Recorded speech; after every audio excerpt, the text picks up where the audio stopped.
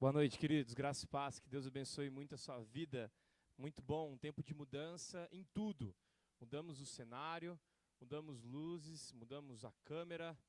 Só o que não muda é o amor de Jesus por você nesse exato momento. Então eu peço que você abra a sua Bíblia em Lucas 3. Lucas, o terceiro capítulo. Nós leremos do primeiro versículo até o 14. E eu peço licença para você, eu peço licença para o pastor, para o pessoal que está aqui, que está usando bastante álcool em gel e máscara. Fique tranquilo, você que está em casa, nós estamos todos seguros aqui. Eu peço licença por quê? Porque você está acostumado a ouvir o Carlos César a pregar 3 pontinhos e uma conclusão. E eu também, eu gosto muito desse modelo. Porém, eu peço licença porque eu quero pregar um estilo de sermão que eu aprendi no seminário, que é um pouco diferente. Então, por isso eu estou te explicando um pouquinho, para você não se perder no meio desse sermão aí, tá bom? Depois você pode mandar sua crítica no meu WhatsApp, pode falar o que você achou, tá bom? Principalmente o pastor aí que está me ouvindo, tá? Então é o seguinte, esse sermão é mais ou menos assim, são 4 páginas, o nome dele é 4 páginas. Isso não quer dizer que eu vou pregar 4 páginas, senão eu vou ficar até o fim da noite aqui com vocês. Mas a ideia de 4 páginas é que são 4 movimentos. O primeiro movimento é o seguinte, é o problema no mundo bíblico. Qual o problema do texto de Lucas 3? Aprendendo esse problema, eu entendo também que o segundo movimento é o problema do mundo bíblico hoje. Qual o problema de Lucas, no capítulo 3, que eu posso olhar para a minha sociedade e entender esse problema? O terceiro movimento, ou a terceira página que eles dizem, é a graça no mundo bíblico. Como esse problema foi resolvido. Como que a graça foi derramada naquele momento de Lucas. E o quarto, nada mais justo do que a graça resolvendo o problema de hoje. Então não se perca nesse momento. Nós vamos ler esse texto e nós vamos fazer esses 4 movimentos juntos aqui.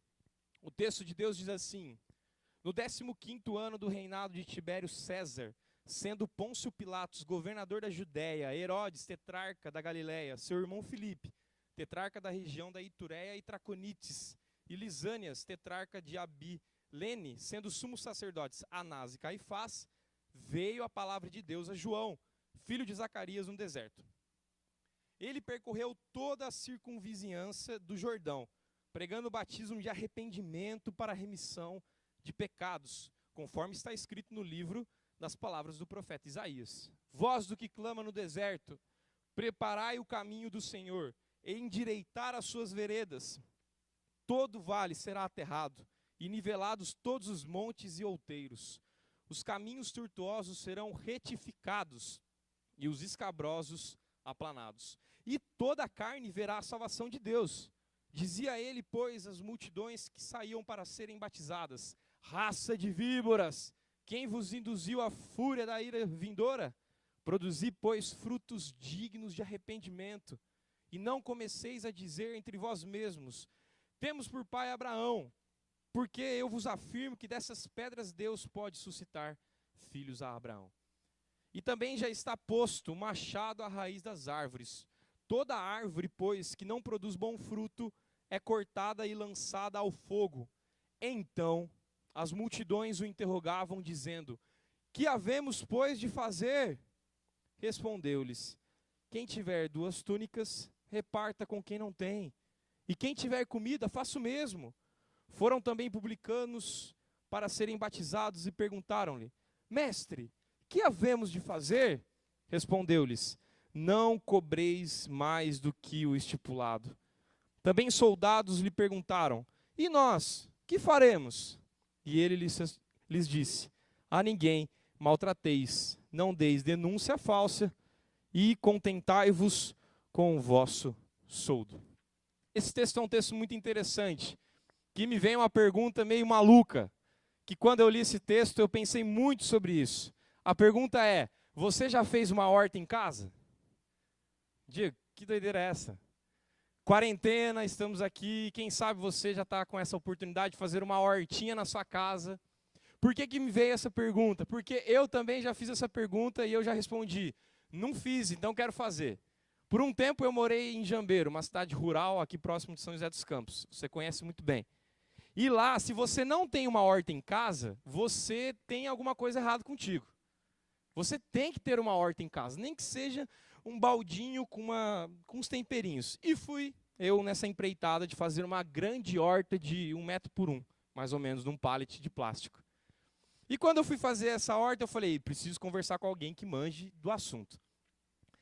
E chegando num senhor da roça, falei para ele assim, Mário, quero conversar com você, porque eu quero fazer uma horta. Quero fazer uma horta bonita. Aquela horta, muito massa. Aí ele falou, então tá bom, Diego. Vem cá que eu vou te ensinar algumas coisas. Ele me ensinou a preparar um pouquinho ali a terra, me deu esterco, me deu terra, me deu algumas mudinhas.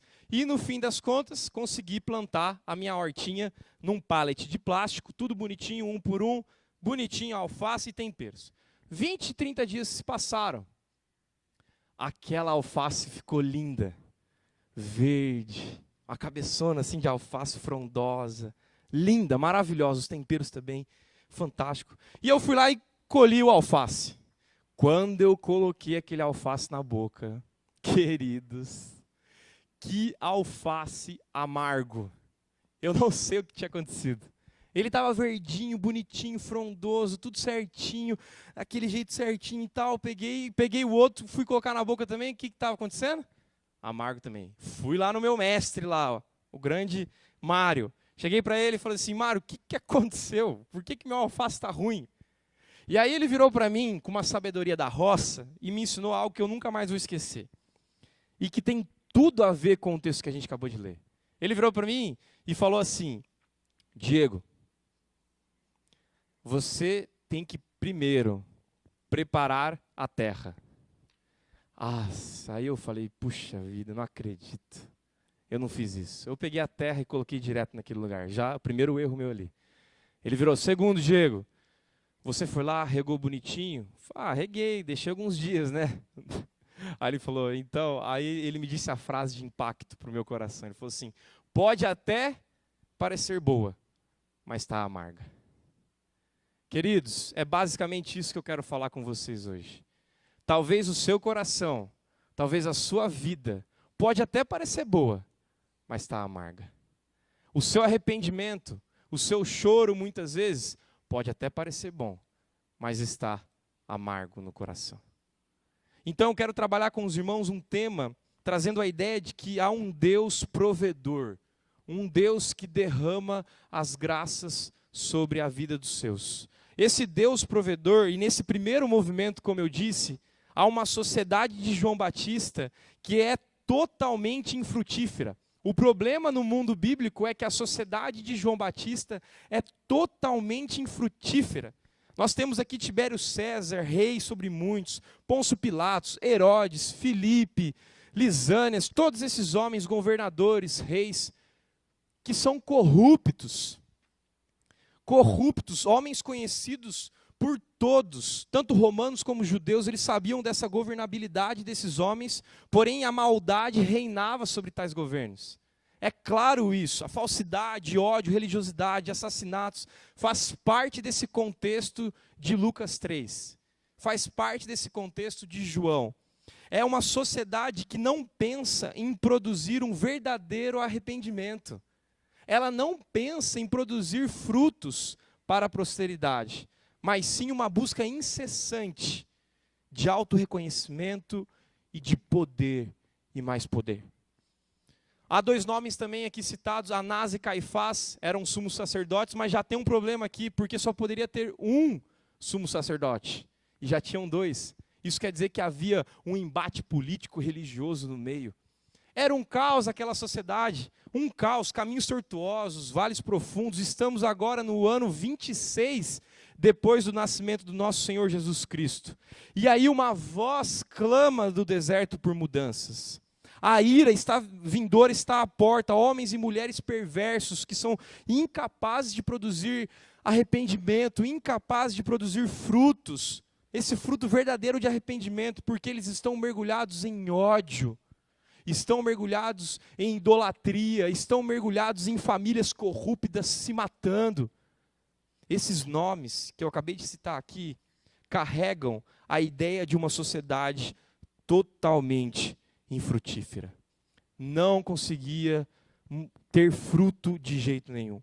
Como viver uma sociedade impedida de olhar para o necessitado e produzir bons frutos de arrependimento?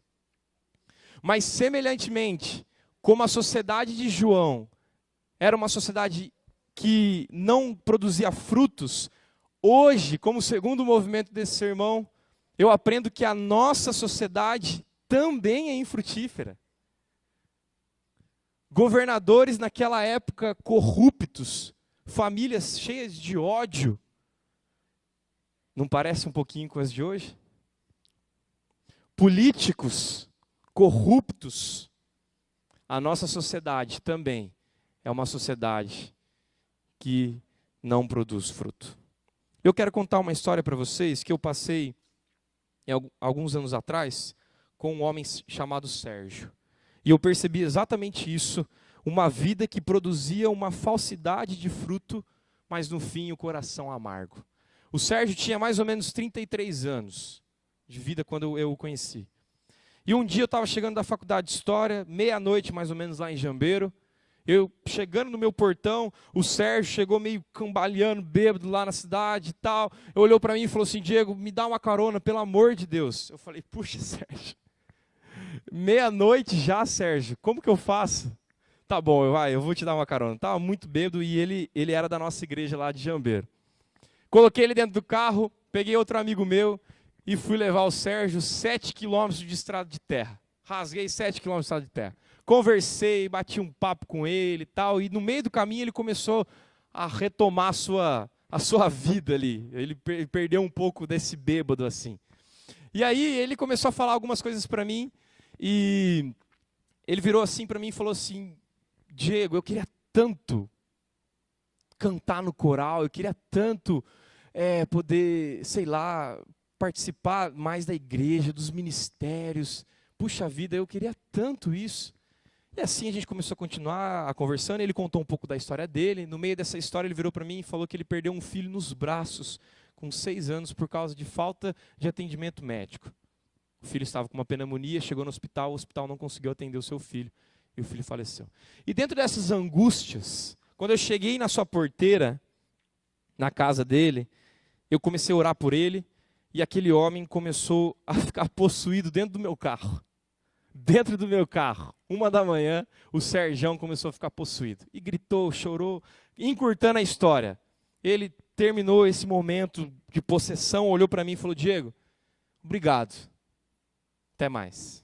Entrou dentro da casa, e eu, sem ir para o seminário, nem tinha tido uma matéria que falasse sobre isso. E eu percebi que no seminário não tem uma matéria que fala sobre isso. E entrei bambo dentro do carro e voltei para casa. Por que eu conto essa história para vocês? Porque 2 semanas depois, esse homem que mostrou choro para mim em um momento de arrependimento, falando que ia mudar, que queria estar na igreja mais, queria ser mais ativo, 2 semanas depois, exatamente, esse homem se matou. Era um domingo chuvoso, colocou a espingarda na boca e se matou. Aquilo arrebentou comigo, queridos. E eu comecei a perceber o quanto a minha sociedade e a sua sociedade é infrutífera. O quanto o Sérgio tinha um coração infrutífero. O quanto o coração daquele homem estava amargo. E ele disse para mim, ele falou para mim no carro: Diego, eu não aguento mais a vida que eu levo. Eu quero mudar. Quantas vezes aquele homem trouxe um arrependimento, chorando, falando comigo na igreja ou com o pastor da igreja, debulhando em lágrimas, mas nada mudava. Isso é reflexo do nosso coração, que muitas vezes mostra um arrependimento falso.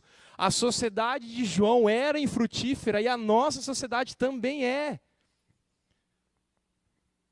Eu faço uma pergunta para você. De 2, uma. Ou você nessa noite é o Sérgio, com um coração extremamente amargurado, desesperado, precisando de ajuda. Ou você, nesse exato momento, é o Diego na história, que ouviu talvez um pedido de desespero e talvez não acatou. Quantos Sérgios você conhece? Quantas pessoas você pode olhar e entender que elas estão precisando de frutos, de arrependimentos verdadeiros? Talvez você. Não deixe essa pandemia acabar com o seu sentimento de espiritualidade real com Cristo. Não deixe. Olhe para Jesus todos os dias, mesmo no meio do caos. Coloque o seu coração em desespero perante a Jesus. Aquele homem colocou o coração dele para mim e eu não ouvi. Por muito tempo eu pensei muito no Sérgio. O quanto eu poderia ter sido diferente na vida dele. O quanto o arrependimento verdadeiro poderia vir de uma conversa sincera com ele. Não só aquele momento, mas em outros momentos. Mas as coisas mudam. A história muda. Porque eu entendo que há um problema naquele momento. Eu entendo que o mesmo problema acontece hoje. Mas eu entendo que há uma graça derramada naquele texto.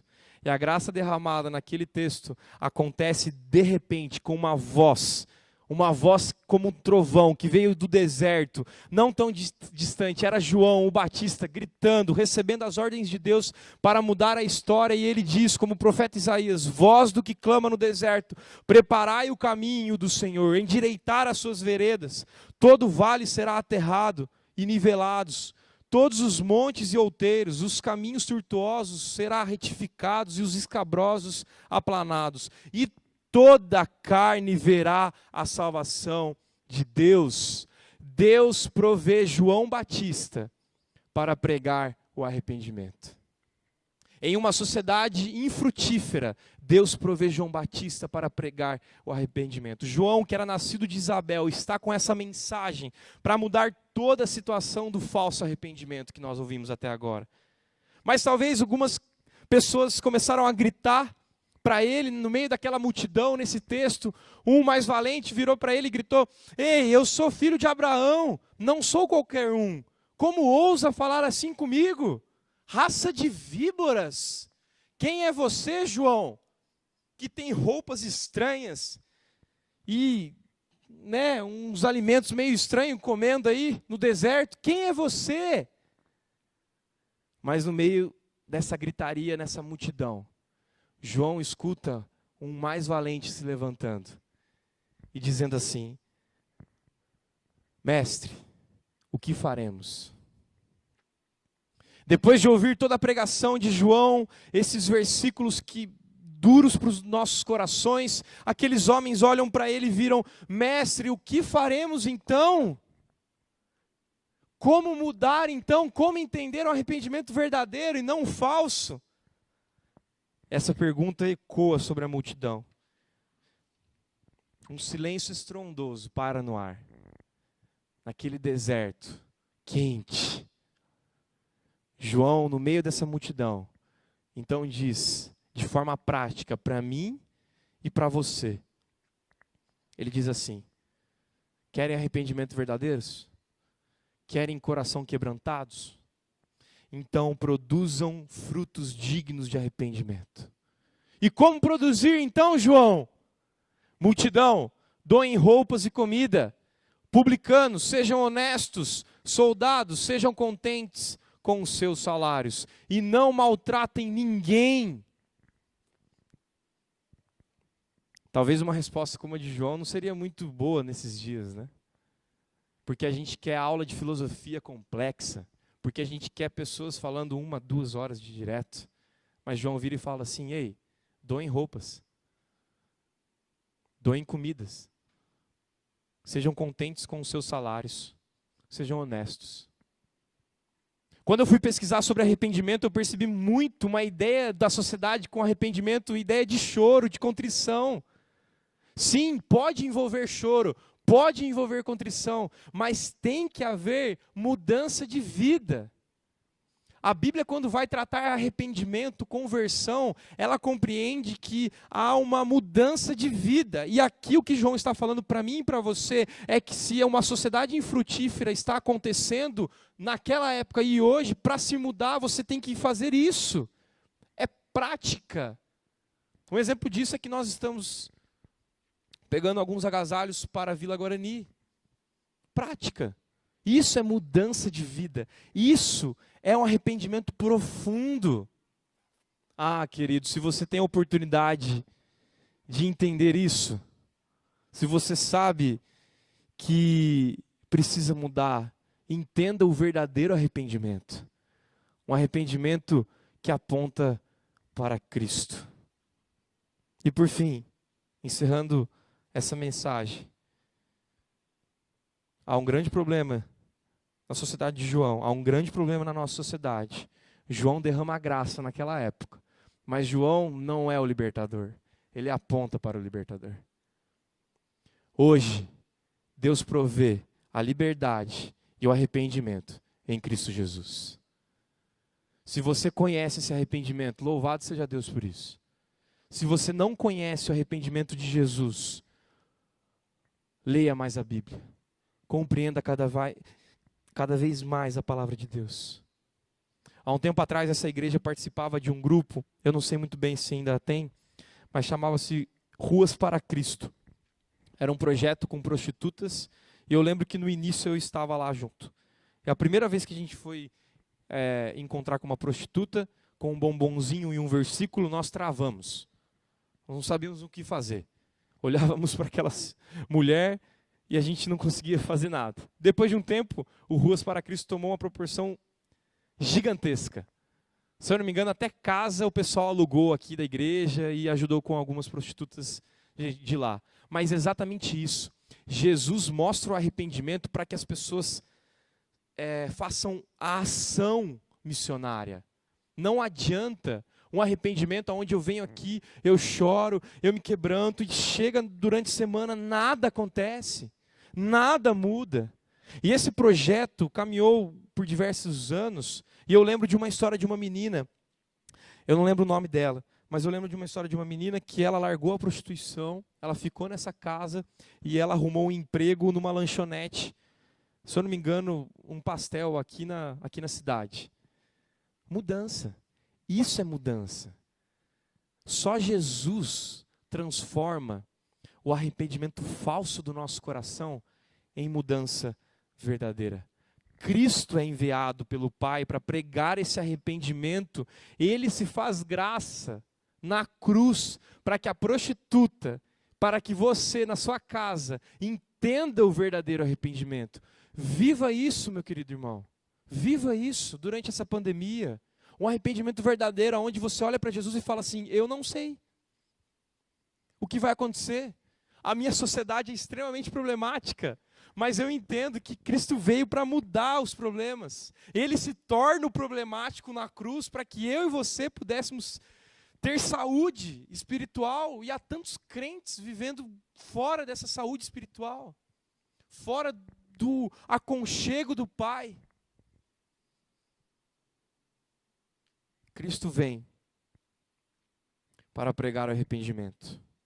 Deus provê Cristo para pregar o arrependimento. Que Deus o abençoe muito, meu querido irmão. Que você entenda esse evangelho.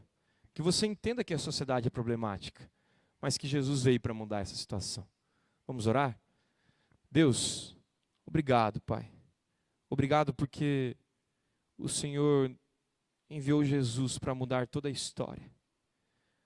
Obrigado porque um dia um homem chamado João, no deserto, gritou para apontar o Cordeiro Santo que vinha tirar todo o pecado do mundo. Ó Pai, obrigado, Deus. Pai, cuida da nossa sociedade tão problemática,